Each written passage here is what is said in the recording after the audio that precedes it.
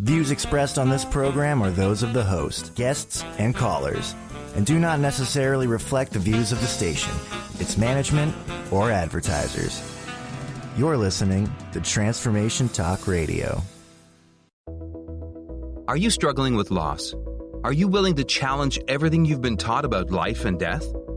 Beyond Proof Radio is a space that explores beyond current self-limiting beliefs surrounding loss, offering radical healing, which will come from the least likely of places. Join Angie on her experiential journey, which includes metaphysics, science, and spirituality, proving that the body is merely a shell of our soul. It is possible to create an amazing life from the depths of pain. It's your life. It's your choice. Now, here's your host. Hi, my beautiful, beautiful listeners. Welcome. And I hope that your families are healthy and continue to be safe. I want to start this program with the creative process. And most of you know that one of the quotes that I absolutely love is, in order to connect with your loved one, your need to connect with them must be greater than your need to please others or seek approval. My guest, Jacob Nordby, today, author, and we'll get into that exactly what he does and why he's here, has a wonderful quote as well. When you no longer need approval from others, like the air you breathe, the possibilities in life are endless. What an interesting little prison we build from the invisible bricks of other people's opinions. That from Jacob Nordby. Do you feel like you don't fit in anywhere, that you've spent your entire life trying so damn hard to fit in, not to create waves, to make sure everyone likes you, making everyone happy at the expense of your own soul, your joy, your happiness? Are you one of the hundreds that have reached out to me every day to share your amazing experiences of what you are creating for yourselves about death and life after death, a subject so taboo, it makes even the toughest run for cover? And you preface, you guys, your miraculous stories with, "Shh, Angie, don't tell anyone," only to question yourself. Am I weird? Am I hallucinating? Do I have mental illness? Am I grasping because I'm in so much grief? You feel peace, yet you doubt your irrational and most of the time unexplained experiences. And if you answered yes to any of these questions, this show is for you. You are not alone. Death has the ability to transform our lives if we allow. And so many ask, what is my purpose? Why am I here? While only you will be able to know this, my guest today is here to help you to start opening your creative mind, to start uncovering your hidden genius, something we all have. And unfortunately, if you are here, it is because you or someone you know has lost someone so significantly. And what I have found personally, that it has been in the depths of pain and trauma where we are brought to our knees. And yet when we realize we have come, and where we have come has been the most amazing and a magical miracle that can happen. It's using our grief for something creative.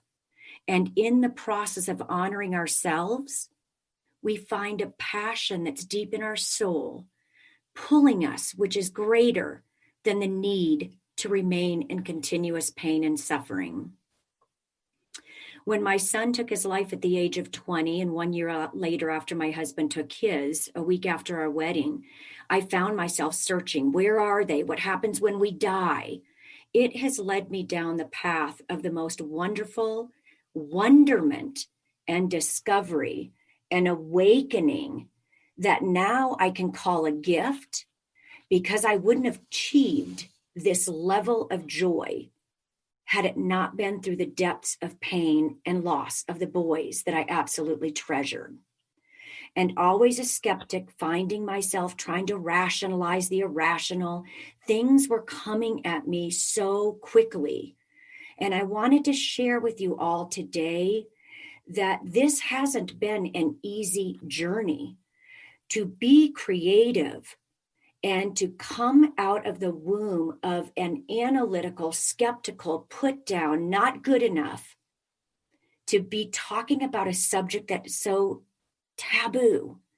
And I kept finding that although I was feeling this tremendous amount of joy that I wanted to share with everyone, and in between my pain, suffering, and in my humanness, there was one word that kept creeping into my vernacular, and that word was weird. Weird. I'm weird. And it was a trigger for me because it put me back in that 10-year-old child. And then when going to college, you should do this, you should do this. I was fitting into everybody else's play, their script. That's when I found Jacob Nordby. Jacob Nordby is a well-known author. Blessed Are the Weird, a Manifesto for Creatives, The Divine Arsonist, A Tale of Awakening, and his third book due out at the beginning of next year called The Creative Cure, How Finding and Freeing Your Inner Artist Can Heal Your Life. Please help me give a warm welcome to my beautiful, talented, authentic, and creative coach guest, Jacob Nordby in the house. Woo woo! Hey, Jacob. I feel welcome. Thank you. You are welcome. Well, listen, I want you to first share who are you and what was the catalyst that brought you to this creative space that you're in right now? Well, I'd love to share that. And before I do, Angie, I just really want to honor the story that you told in the introduction about yourself, how deeply personal that is, and how you're connecting with people who are seeking to connect beyond, seeking for answers, seeking for connection with people they love. And I just have such a heart for all of that. And, I grew up in a very rigid fundamentalist background, and I was pretty, a people pleaser and wasn't really looking to cause ripples or rebel. But I kept having experiences as a kid where I would have, I guess, what I would call now a mystical experience that didn't fit into the faith that I was raised in. And I would go looking for answers. I would go talk to the authorities, the preachers and teachers, and none of them had answers for me. And that was just one experience. I was also very, very sensitive among a group of friends who didn't seem to be so much. And so I just began to develop the sense that I was a weird kid, and maybe wouldn't find a way to fit in exactly. Experienced, some rejection, and it was a pretty small society. So it wasn't like, rejection bullying that we hear about that so many people experience. But in my case, it was severe enough, to definitely cause my inner self to just sort of go into hiding. So those were some of the early years. And Jacob, I know, and I'm gonna talk to you, or I'm gonna ask you something very personal because it took me a while to find this. And we're similar beings, which I just believe in everything that I've read that you're writing, and the joy that you are providing others as well. Is our vibe is our tribe, and in order to find out who I am, the I am that I am, I had to be willing and to make really tough decisions to leave everything that at one point felt very comforting. Mm-hmm. So Jacob, I know that you are the author of The Divine Arsonist, and you talk about a period of tremendous personal loss and transformation. Yeah. And have you had just a personal trauma that brought you to here? Because growing up, similar, rigid, fundamental, I was born and raised in a very religious background, and you better do this or else. but it took the death in order for me to have this awakening. Did something catapult you into the work you're doing now? Yeah, I'd say that a series of them. I experienced quite a bit of trauma as a child and didn't understand even what that meant until, just a few years ago when I really started to go into my own personal experience of healing from that, and also then studying it and understanding it from a more medical and scientific standpoint. And I was delighted to find so much support for that. But at the time that this all happened, it was so interesting. It was about exactly 13 years ago. A young man came to work for me in this big, beautiful office that I had. And he was an interesting guy. And as you said a few minutes ago, our vibe attracts those who are like us. And I just recognized him immediately. This is, in some way, this is a brother. He felt so familiar, so like family. And so we started working together. And a few months later, it would have been the summer of 2007. He said, "Hey, I would like to have you join me if you're willing to at this meditation retreat up in McCall, which is a couple of hours north of here in the mountains." And by the way, those who don't know, I live in Boise, Idaho, so it's a beautiful northwestern town. And so I said yes to that invitation. I had been away from the church I was raised in for about 10 years. I'd been reading Deepak Chopra and Wayne Dyer and Marianne Williamson. And those writers, those teachers had given me a sense that there was something more peaceful. There was a possibility of having a connection with the universe, with the divine, that did not include all the dogma and all the fear that I'd grown up with. And so I went along. I said, yes, I'll do this. But Angie, I also felt terrified. And I don't know why, because, even then, it's like, this doesn't make any sense. Like, this is a meditation retreat. All these guys, Wayne Dyer and Marianne, they all say meditation is super chill. This is not going to be, shouldn't be scary. Yeah, but Jacob, don't you know, we might go to hell. Oh, well, there was certainly that. And then when Luke came and picked me up, and Luke does appear in the first chapter there of the Divine Arsonist. He's a real person. And he came and picked me up, and so I'm driving up there. I could just feel the pit of my stomach, this sense of, wow, I don't know what I'm getting into here. And when I got there was this beautiful cabin. We walked in, and this guy with a beard opened the door, and his beautiful wife came out and gave us all hugs, and walked in, and there was a hanging of the Hindu god Ganesha on the wall, and there was incense in the air, and people were tapping on hand drums. And oh man, I'm not in Kansas anymore. I'm really in. You're definitely not on the yellow brick road either. Right. No, definitely out of my element. But I also felt like I was supposed to be there, and I felt I didn't have this language for it then, but I felt very, very guided, and like I felt as if I were on a date with my soul's destiny in some way. And that felt both exciting, because I had felt really lost for a long time, but it also felt terrifying. And so it turned out, Angie, that was going to be a shamanic retreat, and they were going to be administering DMT, which is, it's a natural, it occurs in our neurochemistry from our pineal gland. So it comes into our body during the moments of birth and death. And so that's, scientists have said that's partly what explains, or at least supports, the near-death experiences, those, what that chemical that floods our body. And of course, I don't feel like near-death experiences are just chemical events. But so we had this experience, and I had never been high before. I don't think I'd been drunk before that.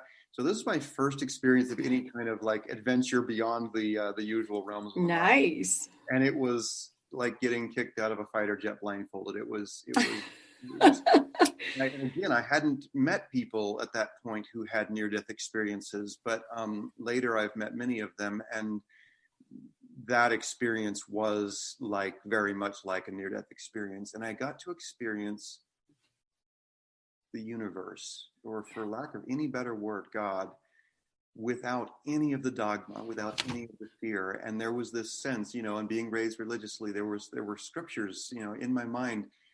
And I remember seeing it written on the sky at the high point of this experience: there is no fear in love. There is no Wow. fear in love. I remember just the experience of letting go of all the fear of my identity, of who I was, and began to then float back down into my body, Angie, and watched myself re-enter this form of a 34-year-old guy. But I could see on his face, he was really overweight, and his face was just like, it looked like a 55-year-old man's face, just really, really exhausted and stressed out and full of Wow. anxiety and pain. And I sort of somersaulted back in, and I could just feel tears running down the sides of my face into my ears and pooling up there as I opened my eyes and looked around at all these faces who were just holding space there. And I just knew from that moment that something had to change in my life, and that I had to somehow bring my physical Jacob life into alignment with what I had just experienced, which felt like very much a soul journey. Awesome. Thank you for sharing that. I know that's kind of tough, talking about strange substances and and let me ask you, so it was after that experience then, is that when you wrote Blessed Are the Weird? Well, after the first one that came along was the Divine Arsonist, and that was really where I was seeking to talk about that Yes, and you experience did. but what came after. And I was living in Austin, Texas by then. I had lost all my stuff, my house and my business and everything. And I was down there, really seeking to reconnect with purpose. Like, okay, now what do I do? And I was driving down the road, Angie, and those words, blessed are the weird people, the poets and misfits and mystics, started to come into my mind in some way. And so I pulled over and literally dug under the seat and found, an old envelope, and wrote that little piece on the back of an envelope. Okay, so share that. You kind of breezed over that. Blessed are the weird. I want it coming from your face. I'm finding it. I have the book here. It's funny. I wrote it, and I've said it many times, and it somehow never sticks in my memory very well. I really don't feel like these are my words. I feel like I was given them, and so sharing them is sort of a service. Isn't it interesting? And I'm going to interject here because, Jacob, you bring up such a great point. And you get into writing, and we'll get into your unboot camp, which I absolutely think is amazing. For those of you who want to learn more about Jacob, go to jacobnordby.com. Jacob, I think you need to call yourself the Nordby Club. Not Nordy's, Nordby Club. But and you all who listening, those of you who are having these profound experiences, don't judge the experience. Allow the experience, because that's where the most, for me, and Jacob, I don't know if you agree with me or not, it doesn't come from us. It's so much greater than this physical being. And yet the amazing things that happen when we just allow, when we take our little envelopes or scribble, just write them down. It's your soul speaking its truth. Mm-hmm. Angie, and I will read that little bit in a moment, but I just want to say, to support what you just said, Dr. Joe Dispenza says that we are experiencing about, I think it's 50 billion bits of information every second. And the conscious mind can only process about 40 to 50 of those, like consciously. Our brains can take in a couple thousand of those, but most of that's being handled by subconscious processes. So you might notice the sound of the car going outside, and the temperature in the room, and those kinds of things, those sensory bits. But the reason I'm sharing that is to say that we've been trained in our modern world to disregard what's called irrational or coming from some other place. But what's interesting, and when you take it, like Dr. Joe says, the way I would say it is, no matter how broad our minds might get or how intelligent we might be, we are only ever seeing reality through a keyhole. And there is all this other information happening outside of the keyhole. So every once in a while, information finds its way into the keyhole that doesn't seem to fit, but it doesn't mean it's not real. Right. More important. And I'm so glad that you shared that. I love Joe Dispenza, by the way. And what I love that I've taken away from his teaching as well, and it goes along with grief. It also goes along with feeling your creative purpose and feeling those feelings of weird, is we got to start changing our mindset. When you get up in the morning and you do the same things over and over and over again and expect different results, that's not going to happen. So instead of getting up on the same side of the bed, instead of making your coffee, going to work, getting in your car, now, masking up, is change just a few little things in your day to just change that dialogue. And that can be in your mind as well, don't you think, Jacob? It's not just physicality, it's also about the mental things that we're saying to ourselves. And so one of the quotes that I've created that I really, really do like is that, and I mentioned it at the beginning of the show a little bit, but it is, we cannot think our way out of grief. We have to imagine and create our way out of grief. Mm-hmm. Mm-hmm.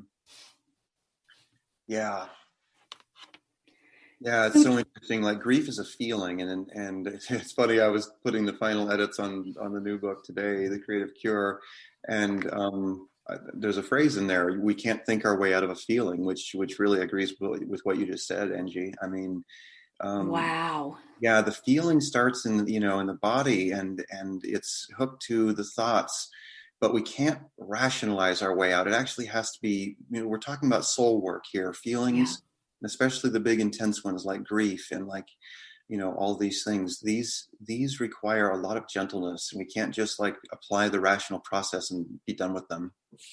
Oh, I love that. I'd like to stay on this topic for just a couple minutes on the feeling. Yeah.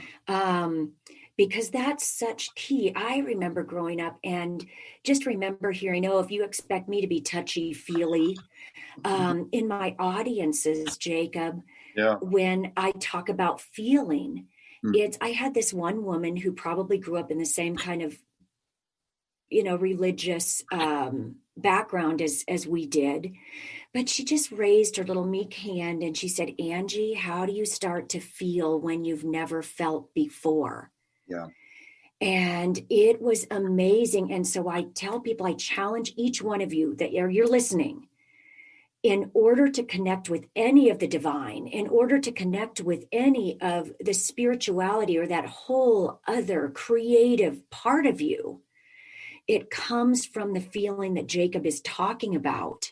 Mm-hmm. And it comes from even as simple as, don't eat just because it's 6:00 at night and you better eat everything on your plate.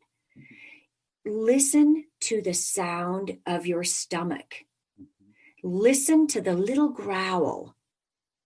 That is a feeling of your root, just of hunger. Satisfy the hunger, not because you have to sit down at a certain time, because you were taught and you were programmed in your mind for sometimes 18 years, some of us.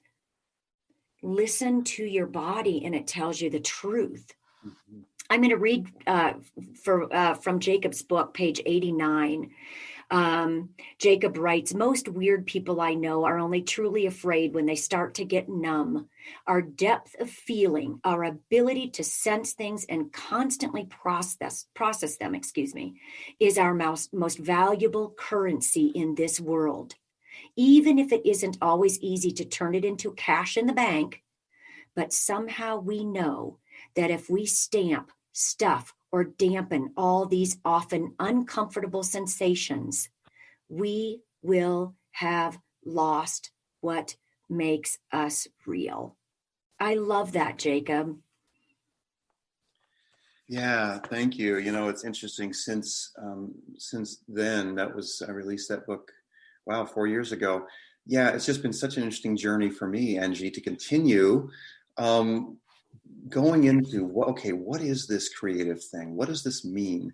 And the more I've gone into it, the more I've found that many of us, as you were just saying, we're taught to turn off our sensations, and those sensations, I'm talking about our feelings, our emotions, intuition.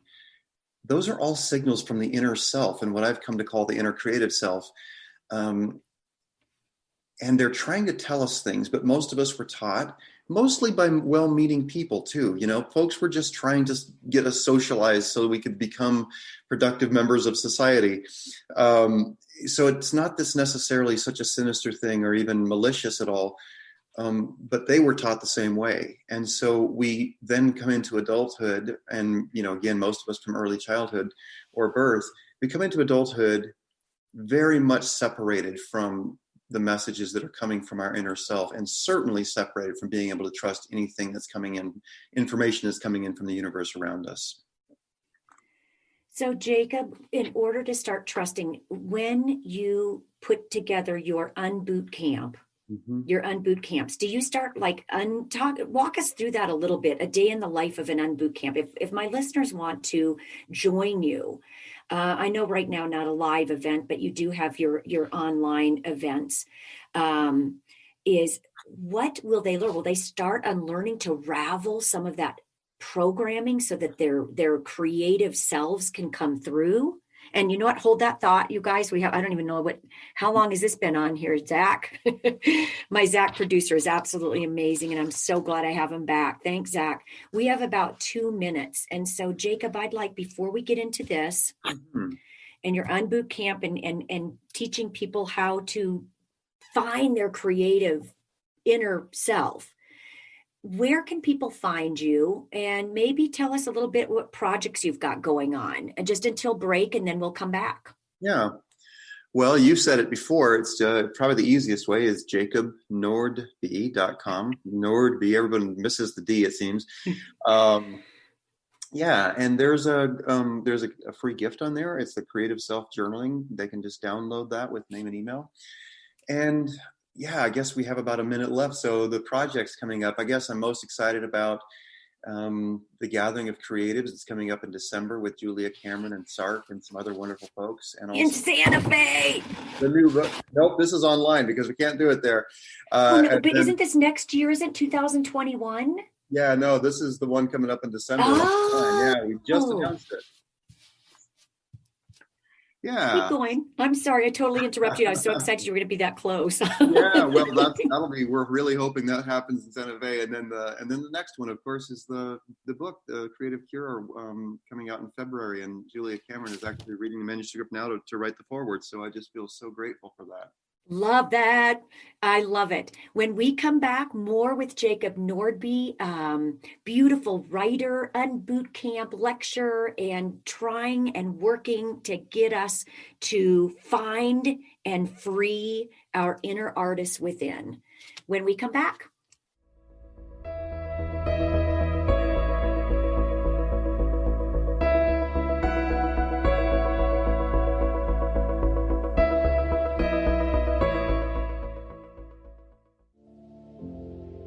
Listen up. The wealth you receive is a result of your personal relationship with the soul of money, meaning your spiritual well-being affects your ability to create abundance. Jennifer Bloom works with people to mend the spiritual disconnects that block up the cash flow. How's your relationship with yourself? Are you in balance with the divine? I know, these are big questions, but there are answers. Take Jennifer's free money relationship quiz to learn where you need to focus your energy and watch yourself grow into the abundance you deserve. Trust the divine. Learn to receive. You are worthy of all the wealth you seek. Visit jenniferbloom.com and click on the purple banner to take the free money relationship quiz. That's Jennifer Bloom, BLOOME.com.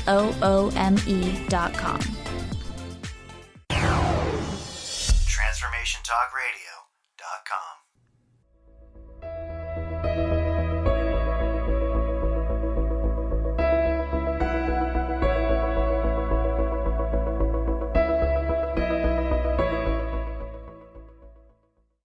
Welcome back, my beautiful listeners.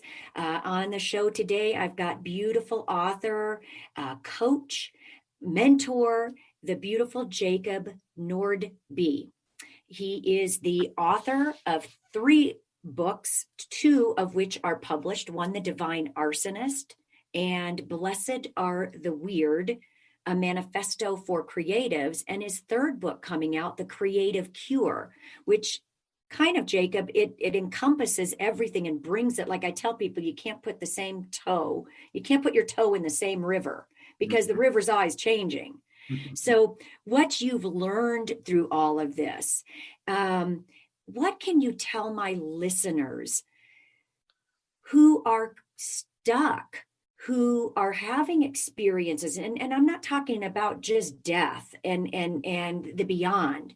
I'm talking about that inner guidance, that not the GPS, but the PGS, the personal guidance system, that nudge, that spark, that divine energy, or Christ energy, as James von Prague told me to use.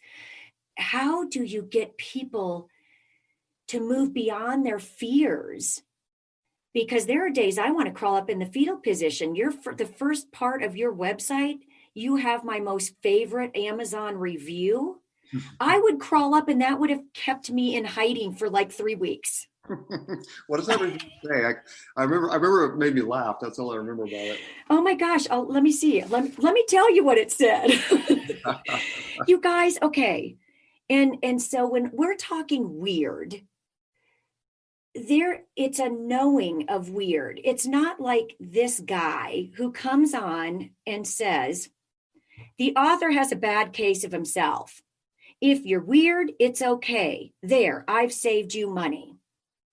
Jacob, that would have floored me. It's why I don't like social media. I don't want people behind the screens, behind their computers, being able to judge my journey. I think that's what I felt safe in biotech for 20 some years, because I had a structure. Mm-hmm. I knew when I was doing really well, and I knew when I was doing really bad. Mm-hmm. But so to put our own life out there, to put our own souls out there on the line, to be judged and ridiculed, mm-hmm. and chastised. And I share with people all of the time, I was born, there is the family that I was born into, and there is the family that I create. But I had to lose everything, Jacob, which after you shared, the Divine Arsonist and your experience, is it possible to come out of this without having to go through some sort of trauma? I've asked that myself a lot. And my brother, who was my business partner back in those days, we were best friends as little kids. And then he watched me go into this, what for him was a very mysterious time of my life. And he just told me, he said, Jake, I have followed you all my life. And he said, I can't go there with you now. I don't know where you're going or who you're going to be. And it was interesting. This last year, he came into his own experience of awakening to who he really is, and is, having these amazing adventures now in meditation. And he's taken Dr. Joe Dispenza's courses, and, he's having all these big breakthroughs. And what's interesting is we had this conversation the other day, and I said, Nate, I'm really having a hard time even knowing who you are, because I really never expected to be able to talk with you about these things. And he laughed and said, I know. He's like, but he said, I had to come to this my own way. Yeah. And Angie, he didn't have some major trauma or someone die, or, he just began to awaken. And here I think is the key. He began to awaken and know that there has to be more. He just knew that his life was feeling too, you used the word stuck earlier. Yeah. It was feeling too cramped. He was noticing that he was bumping against invisible walls, that he's like, I want what's on the other side of that. And I can't seem to get there. I can't seem to be as open and loving with my children as I really want. And I know that I'm damaging my relationship with them, and I'm leaving them with beliefs about life and about themselves that I know I don't want to pass on. And so it began, and he said, with wife, and today is actually, I think, their 17th wedding anniversary this very day. And they came through a bit of a crisis a few years ago where which really helped, I think, to put him on his journey of saying, okay, I know there's more. I know there's more for me. And I was talking with him the other day, and I said, Nate, I'm so grateful that you didn't have to lose all your money or your businesses and all these things. I'm just so grateful that you got to be led into it exactly the way you needed to.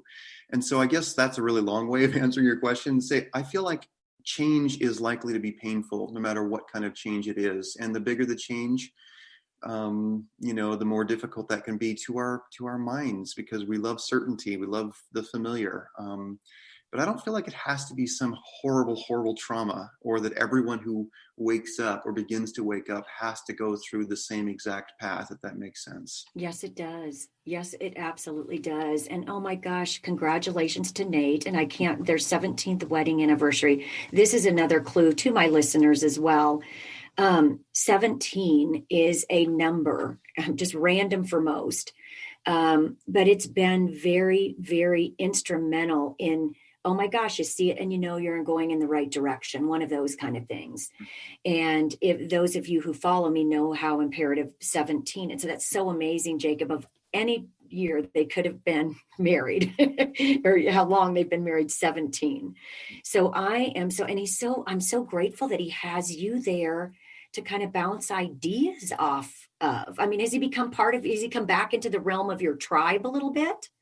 Oh, we're closer now than I think we ever were. And it feels so good to know that it's even possible, because it just felt like, well, I felt when I went on my own way, took my then wife and 3 little kids and moved to Austin, Texas, and we didn't have a job. I didn't have, it's like, okay, we're just trusting intuition. In fact, I just moved into a new home and was packing up some things and found a notebook, Angie, and I found the very sheet of paper that my then wife and I sat in a fast food restaurant on South Congress in Austin, and we were sitting there trying to get a sense of, is this move something we should make? And I drew a rough outline of the United States and just drew it into quadrants and began making little scribbles in the different quadrants. And it was just funny looking back at that, realizing, oh, look how guided I was, and able to go to a place where no one knew me, and I didn't have to keep a persona or a reputation together. And I got to really, for the first time in my life,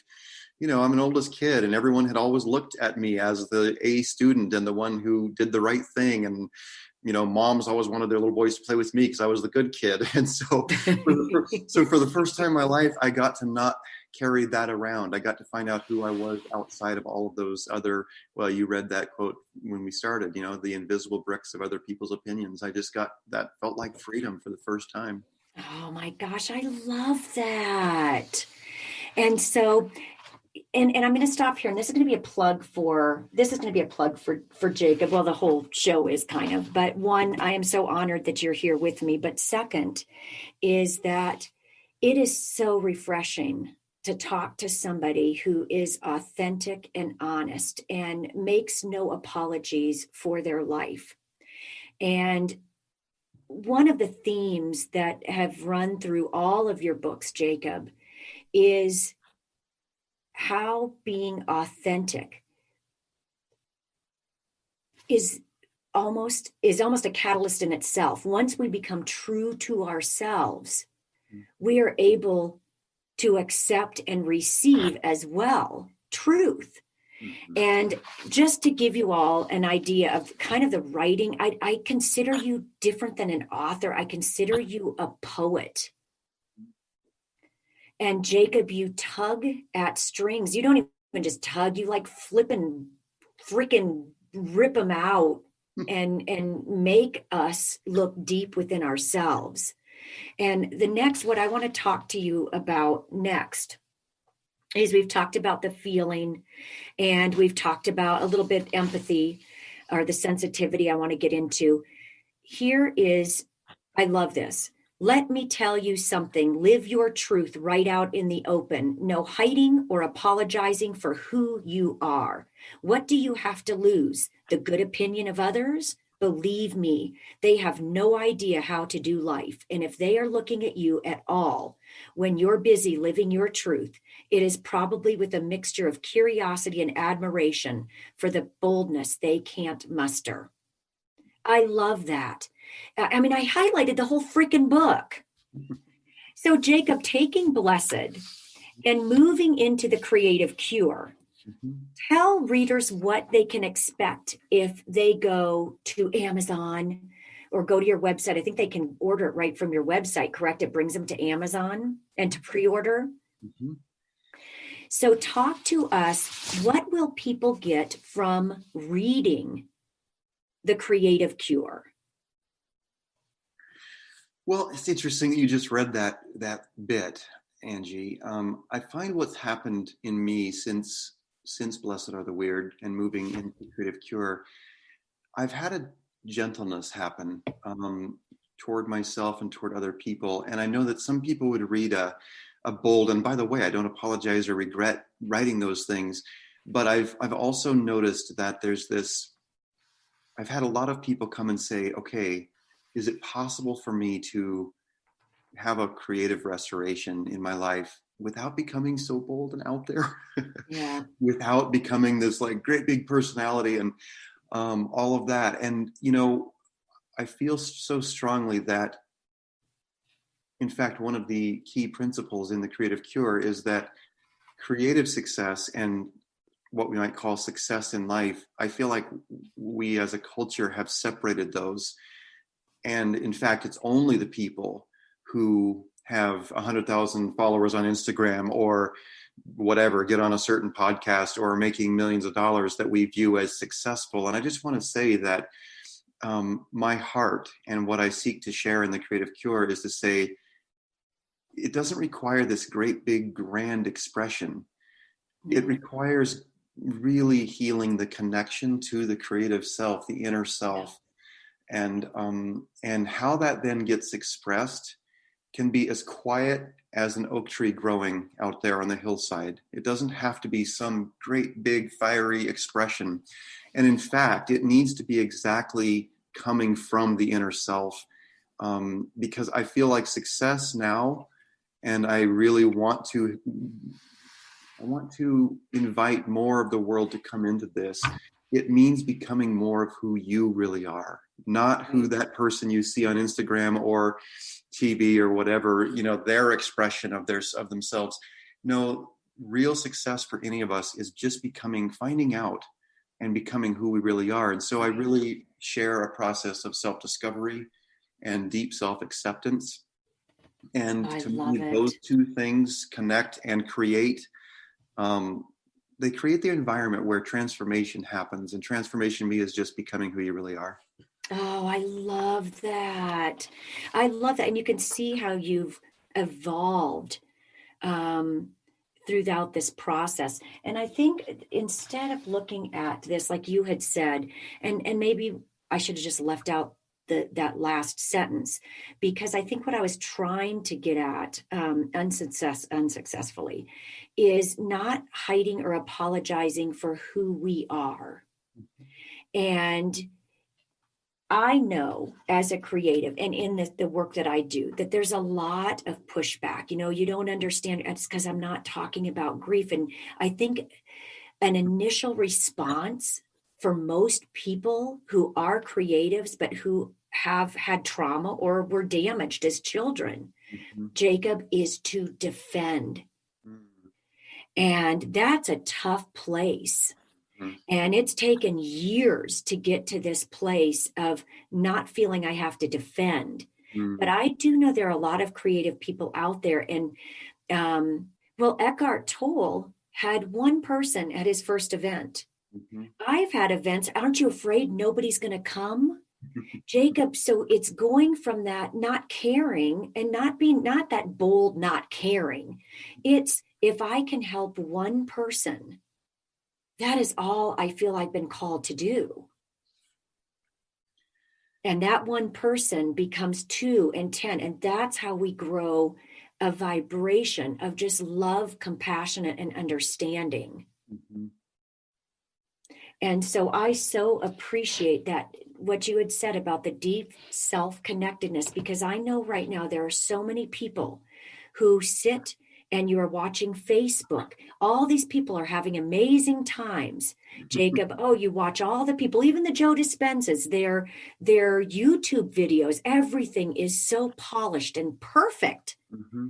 What do you say to those who are looking at that going, oh my God, what I have to say is nothing?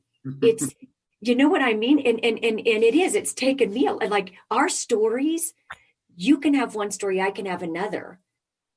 And we could have the same creative, and we're kind of on the same page here, the feeling, the empathy, the energy, the true light, true self.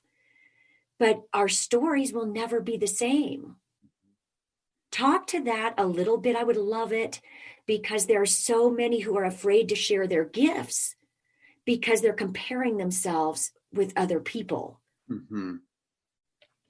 Well, yeah. And that's, oh, yeah. Wow. We really have stepped into a deep well here, and a good one.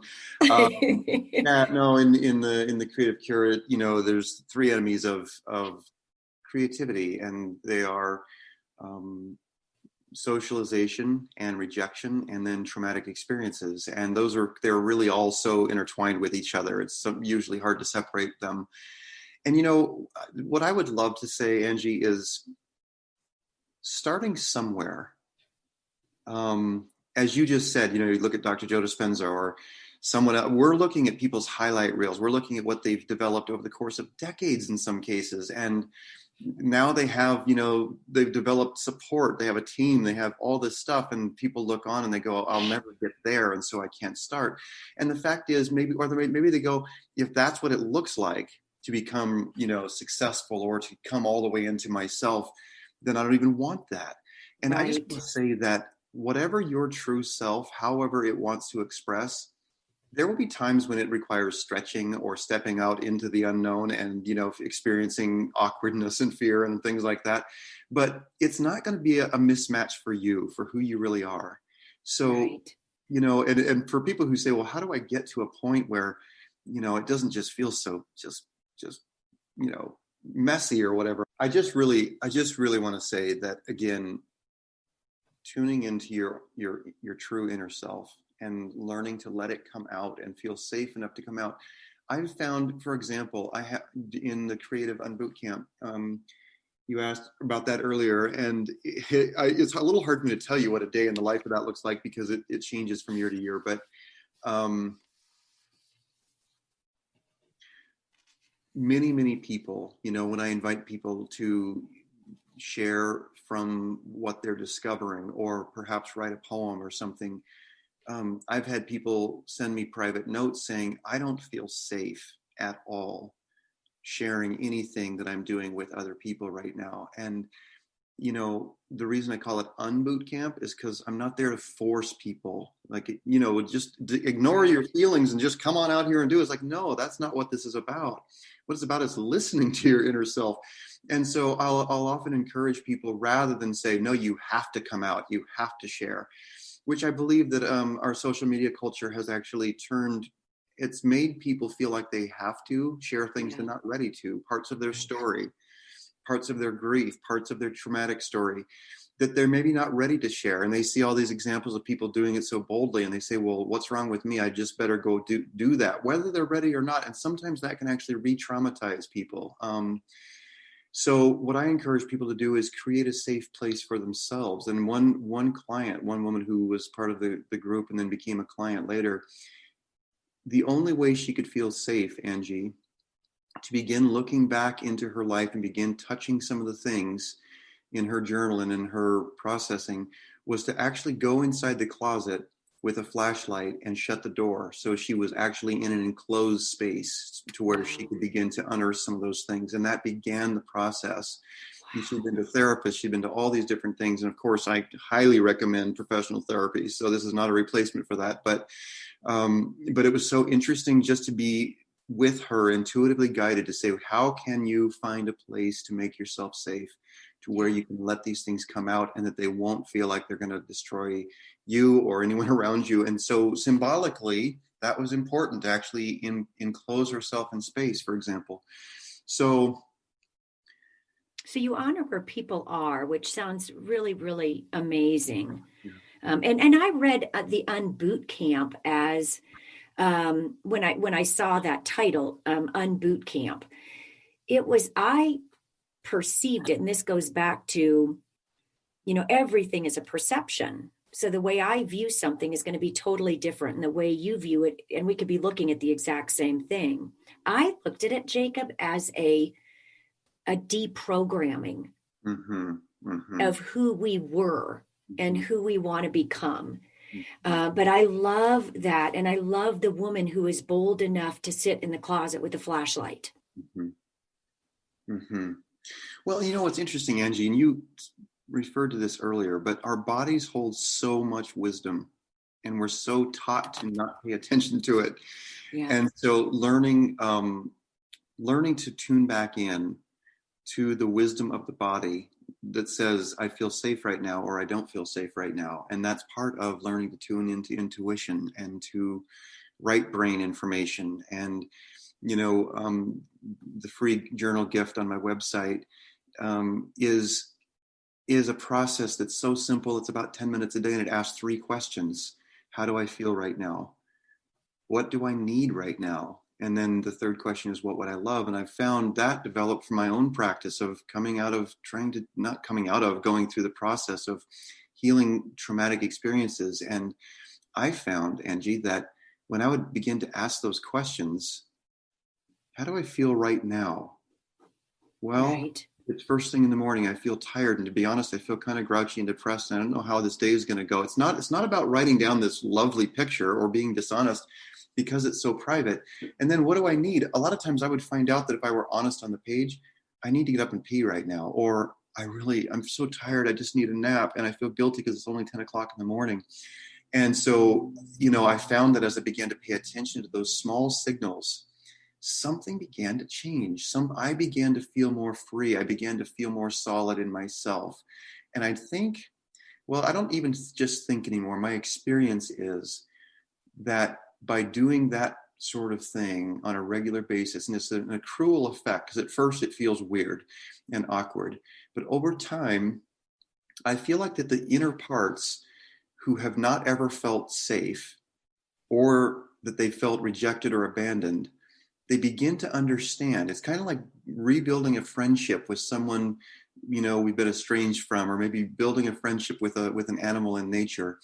There's this process of proving that we're going to pay attention, we're going to be safe. Yes. And then the inner self begins to come out a little bit more at a time. Oh, I love that. And oh my gosh, that is where do I start? When, and listeners, my beautiful listeners, that feeling of what you should do and what you want to do. And Jacob, I think that's kind of what you're talking about a little bit. So many of us, oh my gosh, I have to get up at 7. I've got to drink my coffee. I've got to get in the car. I've got to go to the grocery store. Instead, like you said, oh my gosh, I shouldn't have to get up to pee at 10. Mm-hmm. Oh my gosh, I shouldn't have to. Mm-hmm. It's going from a should mm-hmm. and must to a could mm-hmm. and want. Mm-hmm. And I learned that from Lance Adams, who is a great therapist who delves in autism, things like that, in counseling. And I just love that. It's, why do you feel like you have to do something? And a lot of us, we're, as recovering people pleasers, we do not receive graciously. We don't even receive words from ourselves, our true inner selves, freely, because we question it and wonder if there's something wrong with us. Yeah, exactly. Well, and you just said such a key. Geez, hang on. Sorry, guys. I have to take my L-glutamine. Anyways, oh my gosh, you're just going to say something profound and my alarm goes off. Sorry, guys. No, it's a signal. You need to, it's good. You'll pay attention to it. I got to pee. Right. Well, no, I mean, that's the other thing is, I mean, I think that it's going through these processes of healing, of coming into our own. Sometimes it can feel so, like it just needs to be, if I can just get away from the regular world. And it's like, no, this process, we have little kids, we have obligations, we have all these things. So we have to find a way to honor and begin to listen to the self along with the things that happen, like the alarm that rings that says, go take, your medicines or whatever, but I really want to share this part. Okay. Because I love, of course, support from people, buying a book or coming to a course or something like that. But that's not really why I come on a show like yours, Angie. It's because I want to share the truth that you are enough, that who you really are, your inner self holds all the answers. It holds direction to bring you into your healing. It holds direction to bring you into your highest joy as yourself in this lifetime. And so if there's one thing I could leave you with today, it's that really, if you can just begin to tune into and trust your inner self, you have everything you need in there to bring you into what you really desire. Wonderful. And what a beautiful way to end our show today, Jacob. I am honored. I am privileged that you chose to come on the program, share your thoughts and ideas, your true self with my audience today. And I hope you want to come back and we can delve into The Creative Cure when it comes out and I can read it. That would be wonderful. I'll make sure you get a copy, Angie. Please. I love it. Jacob, thank you so much, everyone. JacobNordby.com, and that's Nordby, Nordby, not Nordstrom's, Nordy's, Nordby. Thank you all. Jacob, thank you. Thank you. It's such a pleasure and really an honor to be here. Thanks, Angie. Thank you. And you all continue to be healthy and safe in love and light until next time. Thank you. Thank you for listening to Beyond Proof Radio with Angie, redefining death and loss. Tune in every first Wednesday at 12 p.m. Pacific on TransformationTalkRadio.com as Angie shares through choice, present moment awareness, and a willingness to keep an open mind that anything is possible, even in death. For more information or to listen to past shows, visit BeyondProof.com. That's BeyondProof.com. See you next time.